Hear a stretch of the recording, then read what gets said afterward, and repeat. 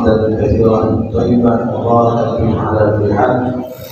أشهد أن لا إله إلا الله وحده لا شريك له، وأشهد أن سيدنا محمدا عبده ورسوله. اللهم صل وسلم وكرم وعظم على سيدنا ومولانا محمد وعلى آله وصحبه أجمعين. وبعد،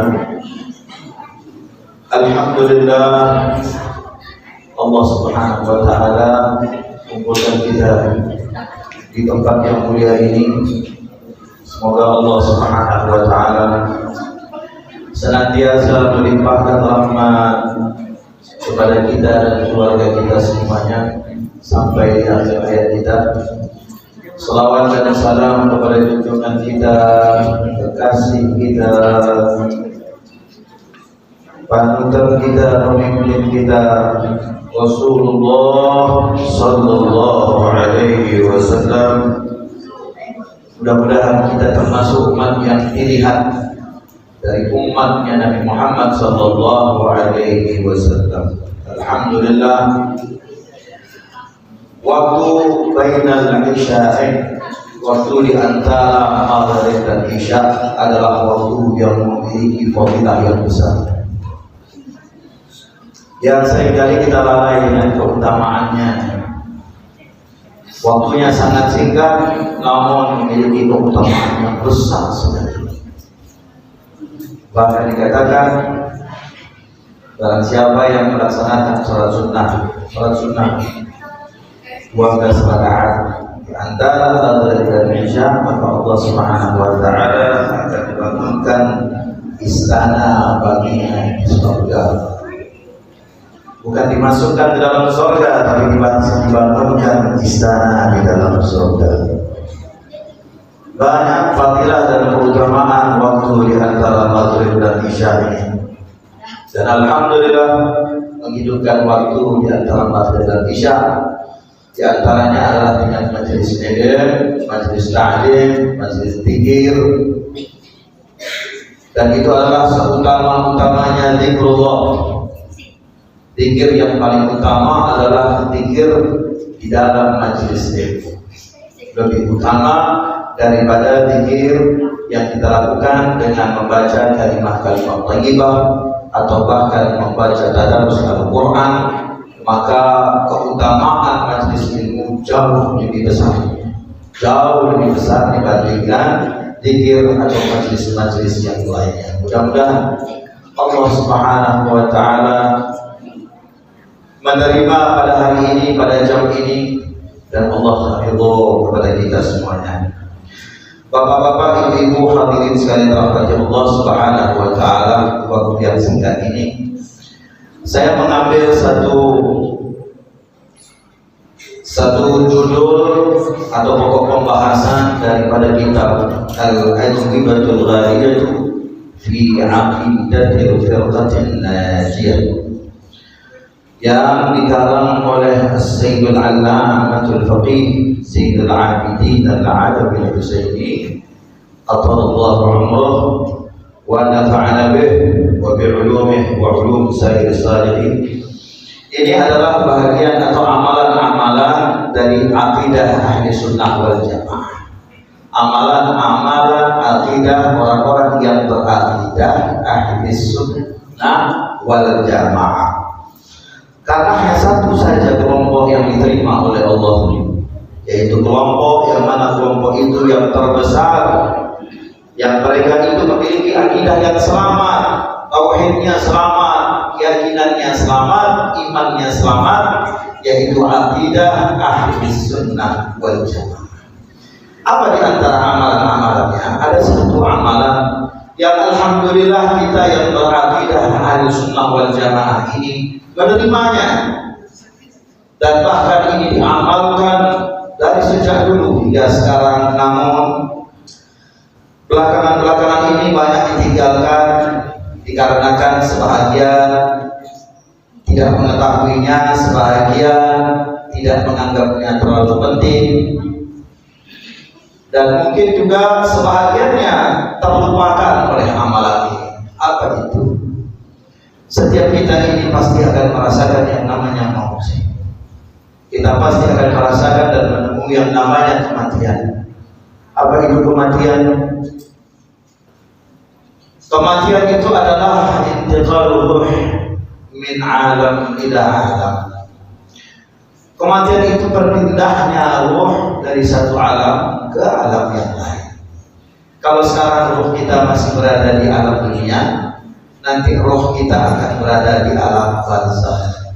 Alam barzakh adalah salah satu alam daripada alam akhirat yang akan dijalani oleh setiap orang setelah kewafatannya. Jadi sebenarnya kematian dan kehidupan itu hanya dipisahkan oleh sesuatu yang kasar, yang bisa dilihat, didengar, dirasa oleh indera. Tetapi nanti kita akan berada di suatu tempat yang mana mata manusia ini, telinganya, indera perasanya sudah tidak bisa lagi merasakan dan melihat serta mendengarkan apa yang dialami oleh mereka di barzakh. Namun kelebihan mereka yang di barzakh, kelebihannya mereka tetap bisa menyaksikan, mendengar, merasakan apa yang ada dan terjadi di dunia ini. Bahkan setiap amalan anak cucunya dihadapkan oleh Allah Subhanahu wa taala pada hari Kamis, ditunjukkan kepada ayahnya yang sudah wafat, ditunjukkan kepada ibunya yang sudah wafat. Begitu dilihat oleh dia, yang ditampakkan itu adalah amalan yang buruk. Apa yang dikatakan oleh mereka? Ya Allah, jangan kau matikan anakku, jangan kau matikan cucuku, melainkan dia sudah meninggalkan perbuatan maksiat itu. Tetapi apabila yang dilihatnya itu adalah yang baik, amal yang baik, yang saleh, maka dia mengatakan dan dia bersyukur kepada Allah Subhanahu wa taala atas itu dan memohon agar dia ditetapkan dalam amal ibadah tersebut. Begitulah terjadi setiap hari Kamis kita ini akan ditunjukkan. Jadi orang tua kita yang sudah dahulu itu melihat semuanya apa yang kita lakukan, semuanya ditunjukkan oleh Allah. Betapa menyakitkan hati mereka dan rasa sakitnya melebihi daripada rasa sakit di dunia. Begitu yang dilihat, yang ditunjukkan adalah yang tidak baik. Mudah-mudahan Allah selalu memberikan kepada kita taufik dan hidayahnya. Apa yang saya maksud dengan amalan itu? Amalan itu adalah talqinul mayyit, talqin mayyit. Karena banyak di beberapa sekarang tempat setelah dikuburkan mungkin hanya sekedar dibacakan doa atau mungkin tidak sempat dibacakan doa dan dilewatkan pembacaan talqin. Jadi saya ambil daripada kitab ini supaya lebih menegaskan tentang dasar hukumnya. Apa hukumnya mentalqinkan mayit ini? Apa hukumnya? Jelas dan tegas dinyatakan la khilafa baina ahli al-ilmi fi masyru'ati talqin al-muhtadar qawla la ilaha illallah lil hadits as-sahih laqinu mautakum la ilaha illallah. Wa amma talqin al-mayyit ba'da ad-dafn faqad istahabbahu ulama Syafi'iyah wa aktsar al-Hanabilah wa ba'd al-Hanafiyah wal Malikiyah. Yang kita tahu dengan talqin ini adalah mentalqinkan seseorang dalam keadaan sakaratul maut. Bagaimana kita tahu seseorang itu dalam keadaan sakaratul maut? Dan itu biasanya orang-orang yang hidup itu sudah diberikan isyarat oleh Allah, tahu, terasa olehnya, sudah begitu dekat rasanya. Maka orang-orang yang terdekat biasanya mentalqinkan apa? La ilaha illallah. Sepuluh itu. Masa itu keadaan yang sangat gawat, sangat genting yang luar biasa. Kita hanya diliputi oleh kesedihan, tetapi yang kita talqinkan ini sudah tidak hirau lagi dan tidak fokus dengan sedihnya kita. Kenapa? Karena dia fokus dengan keadaan saat itu. Para syaitan mendatang mendekati dia, jadi berganti dan tidak berhenti menawarkan kepada dia. Saat itu keadaan yang sangat harus dan luar biasa, justru saat itu ditawarkan oleh syaitan. segelas minuman yang akan bisa menghilangkan dahaga dia, tapi dengan syarat. Dengan syarat apa? Dengan syarat agar dia menyalahi apa yang sudah dia yakini dan tauhidkan selama ini. Dahsyat.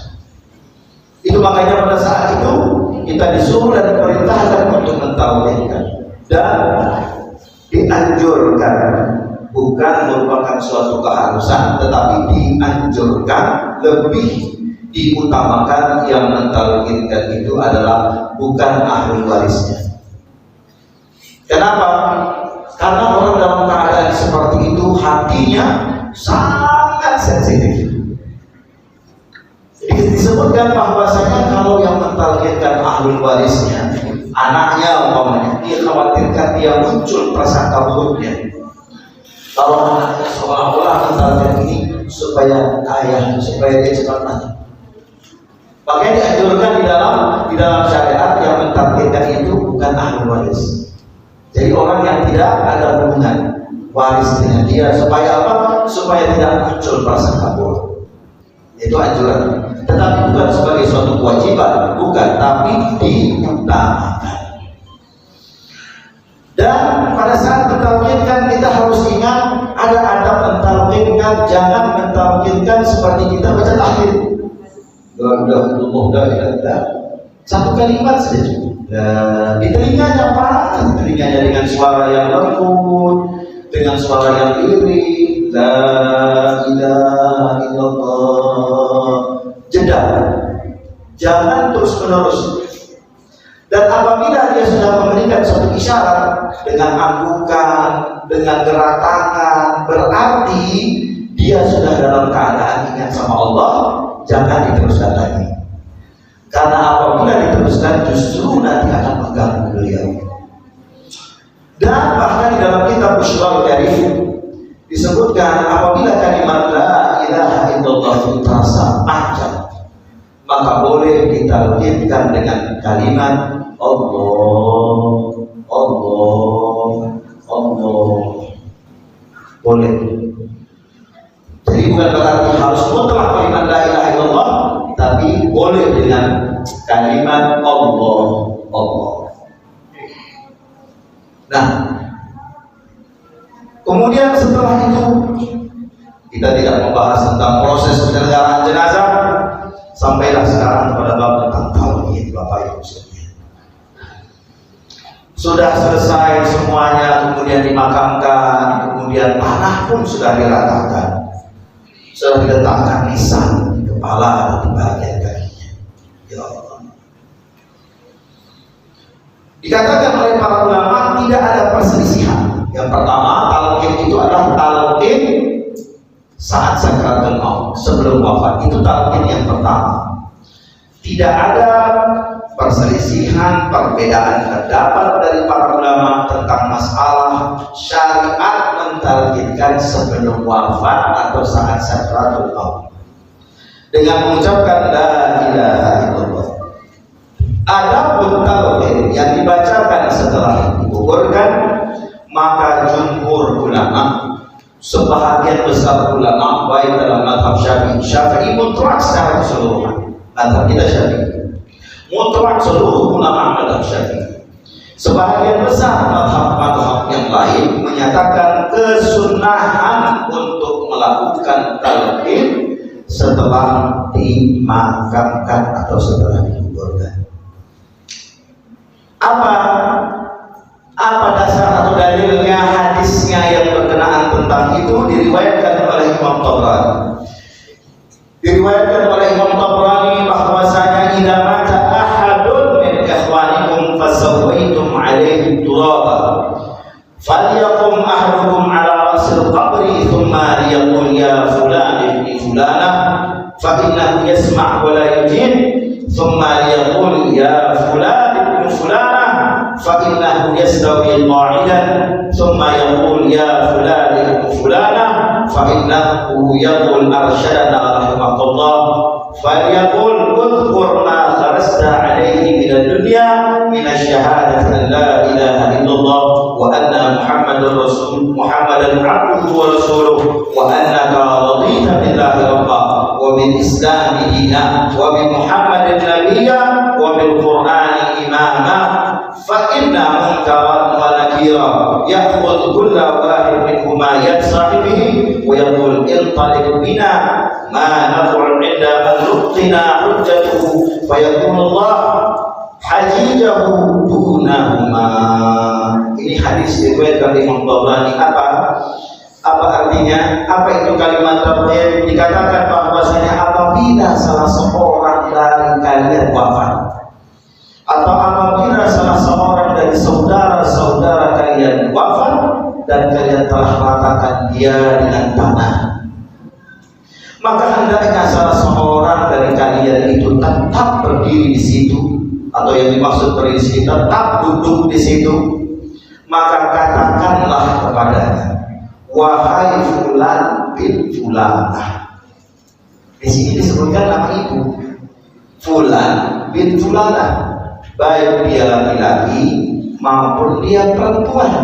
Jadi kalau namanya perempuan Maimunah, Maimunah binti nama ibunya.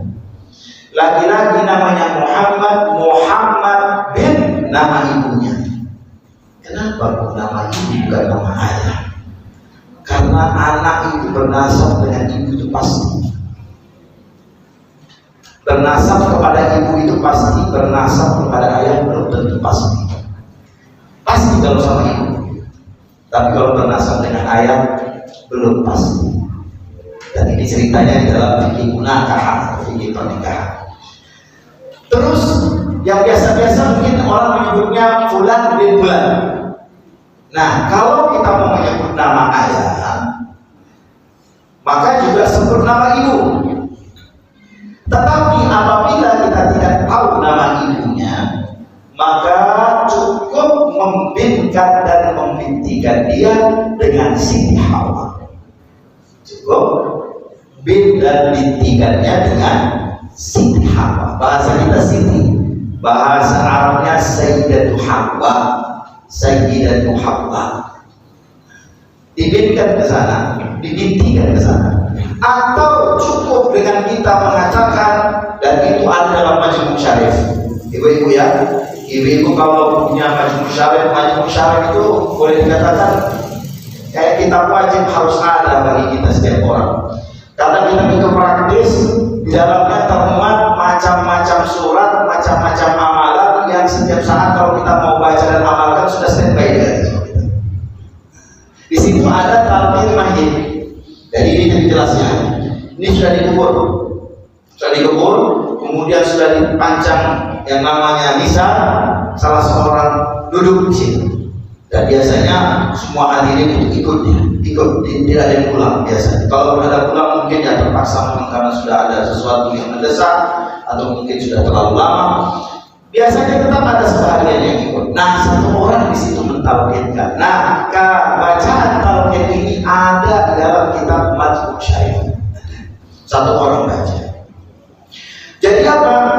Katakan pada saat dikatakan ya fulan binti fulana atau ya fulan bin fulana, sesungguhnya dia mendengar dan menjawab. Dia mendengar dan menjawab. Kemudian dikatakan lagi ya fulan bin fulana. Setelah dia jawab, dia duduk. Kalau tadi kita balikkan itu, dihadapkan ke kiblat di atas lambung kanan, tapi setelah dipanggil itu dia duduk. Kemudian dikatakan ya fulan bin fulana, arsyadana rahmatullah, semoga Allah Subhanahu wa taala memberikan kita petunjuk dan merahmati kamu. Kemudian di dalam bacaan talak itu kita bacakan, di dalamnya di antaranya ada apa? Ada kalimat uzkur ma kharajta alaihi minad dunya. Sebutlah satu kalimat yang kau keluar dari dunia ini dengan kalimat syahadah, yaitu la ilaha illallah Muhammadur Rasulullah. Innaka raditu billahi rabba wa bil islami dina wa bi Muhammadin nabiyya wa bil qur'ani. Apa yang terjadi setelah kita talqinkan itu? Yang terjadi ada disebutkan dalam hadis ini, kedua malaikat yang akan memberikan atau menyoal dia itu nanti dengan soalan siapa Tuhan, siapa Nabi, dan tidak cukup dengan soalan saja. Saat itu ketakutan yang luar biasa. Setiap yang ditanya itu takut yang luar biasa. Belum pernah merasakan takut seperti itu. Gemetar, belum pernah gemetar seperti itu. Nah, adapun kalimat tauhid ini menenangkan dia, satu. Yang kedua, memantapkan hatinya, memantapkan imannya untuk menjawab pertanyaan malaikat Munkar wa Nakir. Tetapi apabila dia sudah ditalqinkan, yang terjadi adalah sesungguhnya fa inna munkaran wa nakiran ya'khudhu kullu wahid minhuma yada sahibihi. Malaikat Munkar dan Nakir ini satu dengan lainnya saling memandang, kemudian satu dengan lainnya menggandeng tangan. Munkar menggandeng tangan malaikat Nakir, Nakir memegang malaikat Munkar. Apa yang dikatakan? Sudah intalib bina ma nad'u inda man nuqina hujjah. Ayo, sudah cukup, tidak usah kita tanya. Tidak usah kita tanya dia lagi. Kenapa? Karena dia sudah ditalqinkan. Karena dia sudah ditalqinkan, dan Allah lah yang telah mengajarkan dan memantapkan iman dia. Dan Allah lah yang menjadi hujjah dia nanti di yaumil akhir. Akhirnya tidak ditanya lagi. Jadi itulah fadilah daripada membacakan talqin kepada orang-orang yang sudah wafat dan sudah dikuburkan. Masya Allah. Nah, karena dalam Al-Quran juga Allah Subhanahu Wa Taala menegarkan wa dzakir fa inna dzikra tanfa'ul mu'minin.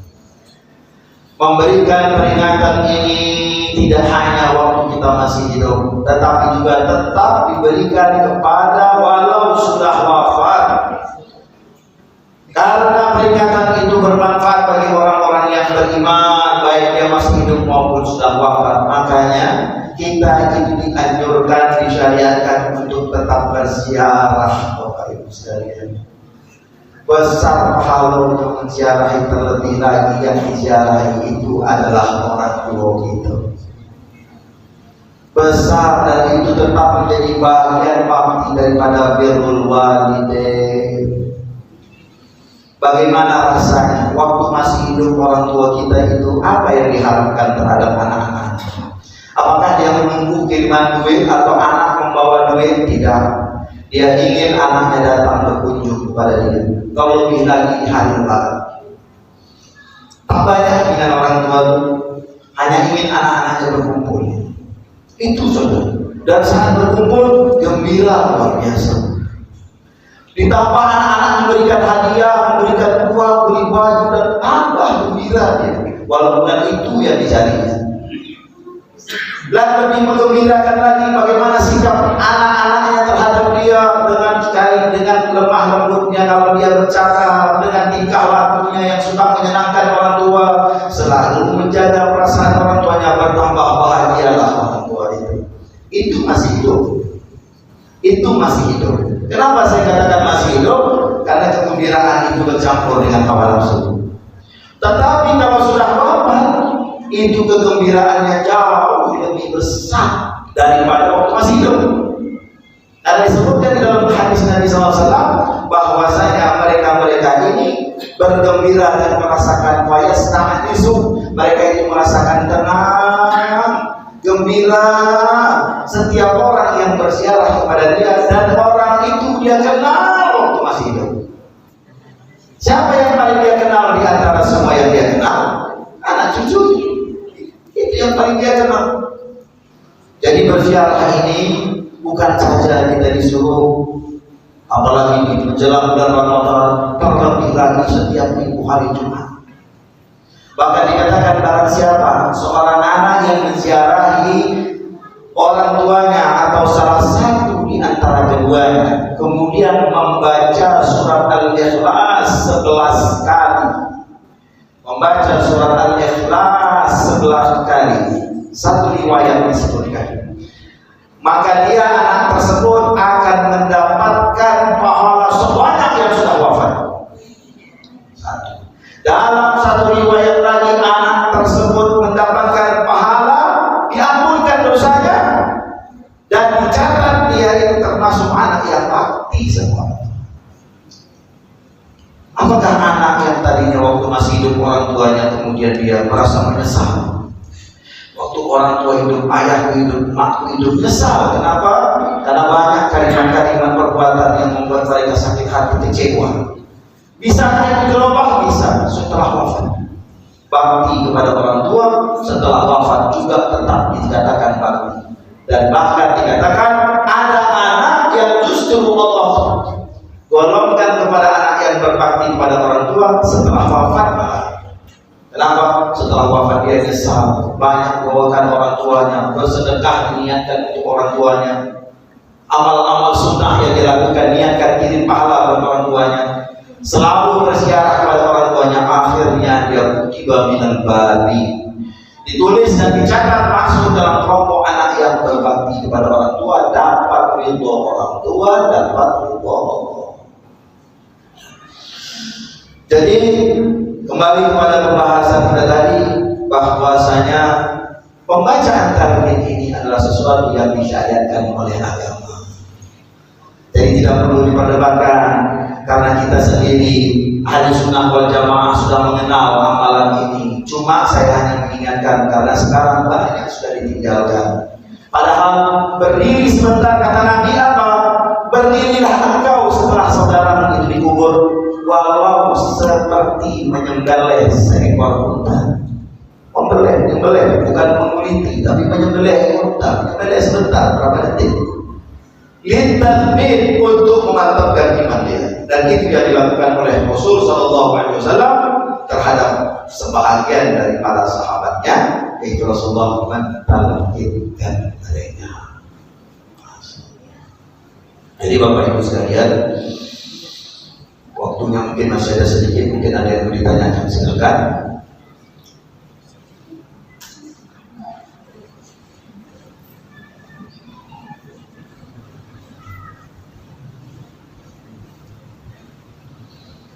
Dan juga lagi riwayat tentang talqin ini. Riwayat tentang talqin ini dikatakan bahwasanya wa fasabata annal maqbura yus'al wa yumtahan. Sesungguhnya orang-orang yang sudah dikuburkan ini, dia akan apa? Dia akan ditanya dan akan menghadapi suatu cobaan.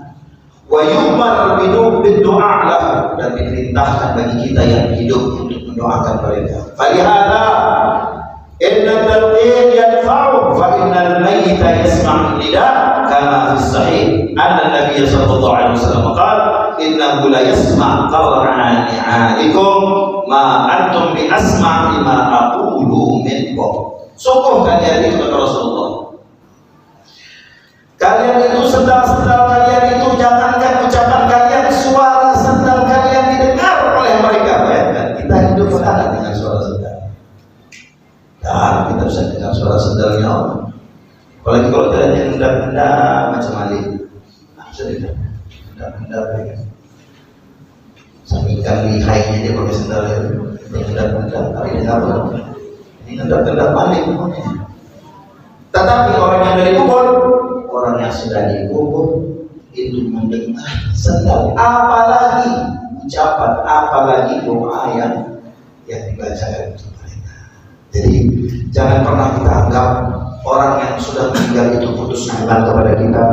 Nanti pada gilirannya kalau kita mati, orang yang hidup pun akan memutuskan hubungan mereka dengan kita.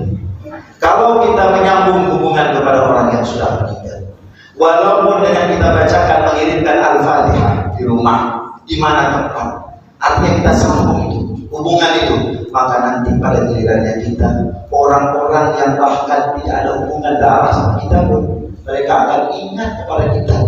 Dia akan mengucapkan dan membacakan Fatihah kepada kita. Itu hukumnya pasti itu. Kenapa? Karena apa yang kita lakukan, kita juga akan diperlakukan seperti itu.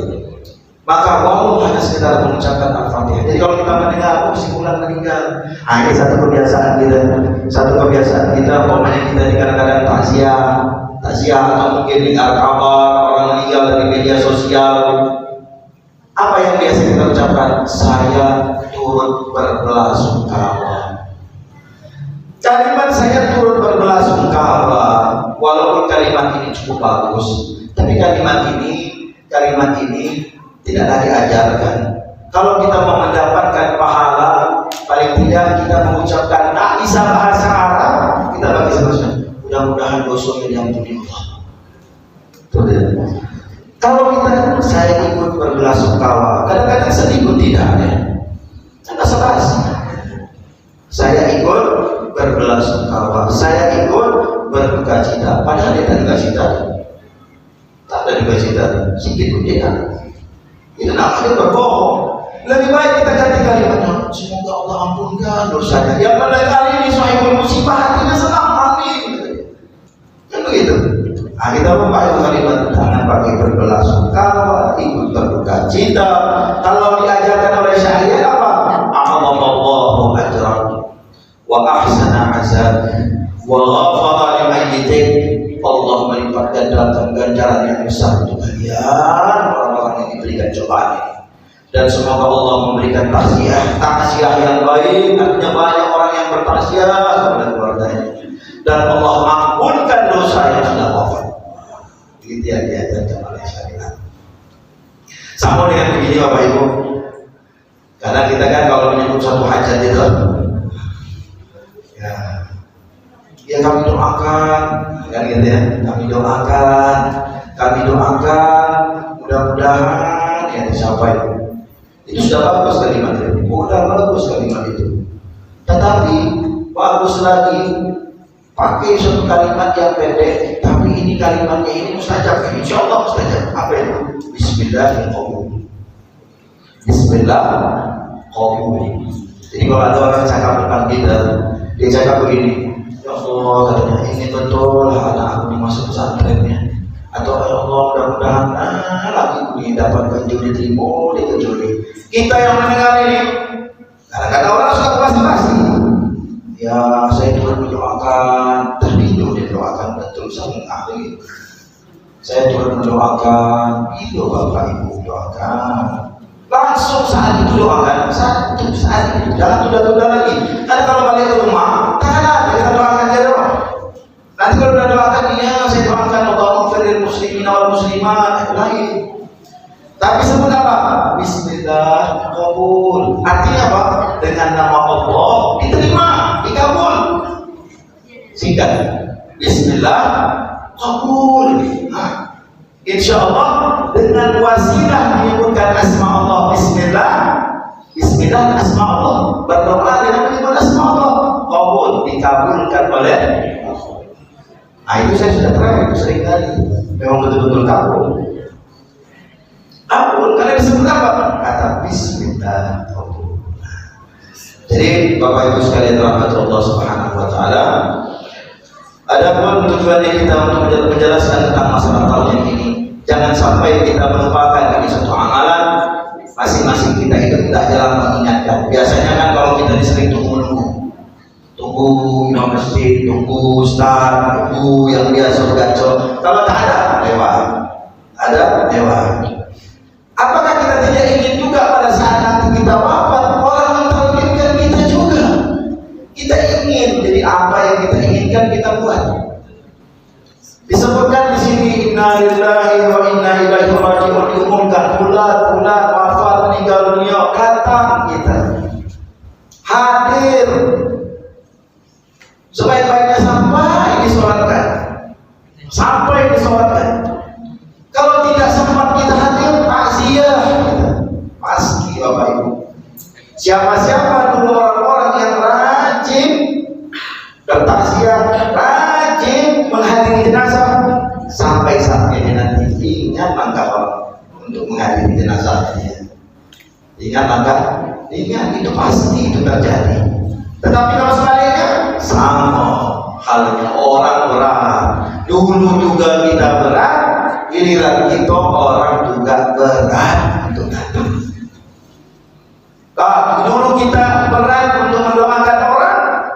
pikiran kita besok juga berat, orang nak mendoakan kita, datang orang doakan tidak, datang aja.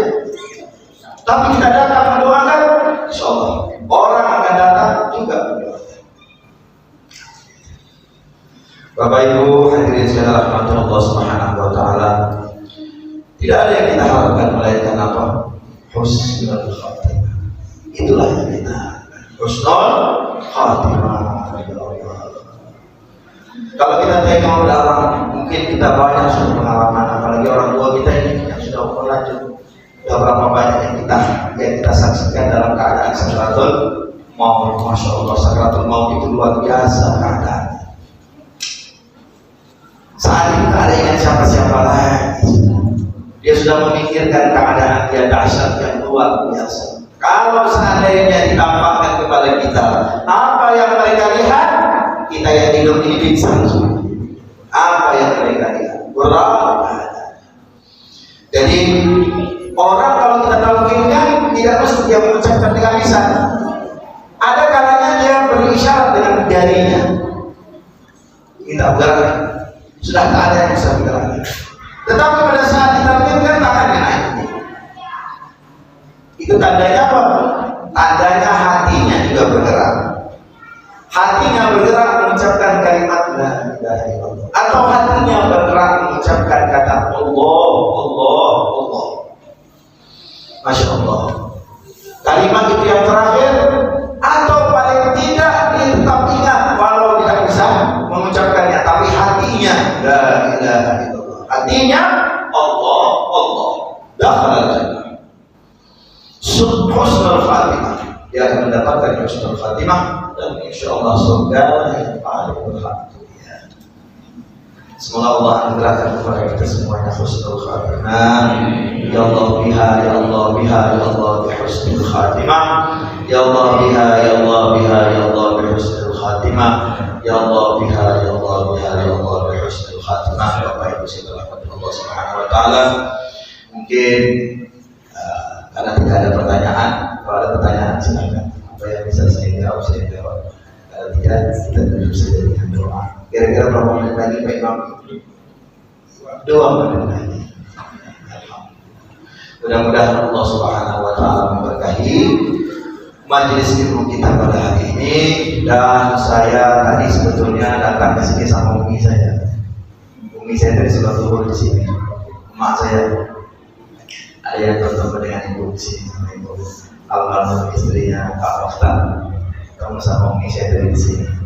Umi saya kirim salam sama ibu-ibu yang kenal sama umi saya. Dia kirim salam, kami besok melakukan lagu. Ingin hatinya tetap jalan. Tadi sempat berjalan. Beberapa orang, alhamdulillah umi saya sempat tadi. Di tempat ada beberapa orang kawan-kawan beliau dulu, termasuk rumahnya Bu Tiyen. Cuma ada Tiyen yang katanya juga ke Pekanbaru. Jadi waktu ke rumah dia tak ada. Terus pergi biar makan, dia ketemu juga ke tempat sahabat yang berkumpul tadi. Ya, alhamdulillah. Jadi insyaallah lain waktu saya datang sini. Mau ke sini sebetulnya.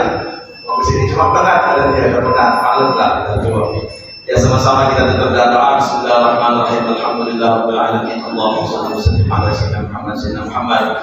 Allahumma ij'al jam'ana hadha jam'an marhuma wa tafarraqna min ba'di tafarruqan ma'suma wa la taj'al fina wa la minna wa la 'alaina shaqiyyan wa la mahrudan wa la mahruma.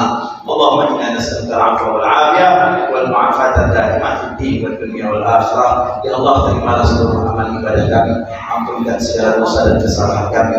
Maafkan segala kekurangan, aib dan celah kami, dan ampunkan segala dosa dan kesalahan kedua orang tua kami. Bahagiakan mereka di dunia, bahagiakan mereka di akhirat. Kumpulkan kami semua nanti bersama dengan orang-orang yang kami cintai, bersama dengan hamba-hamba yang saleh. Rabbana atina fid dunya hasanah wa fil akhirati hasanah wa qina adzabannar. Sallallahu alaihi wasallam Muhammadin wa alihi wasallam. Alhamdulillah rabbil alamin. Al-Fatihah.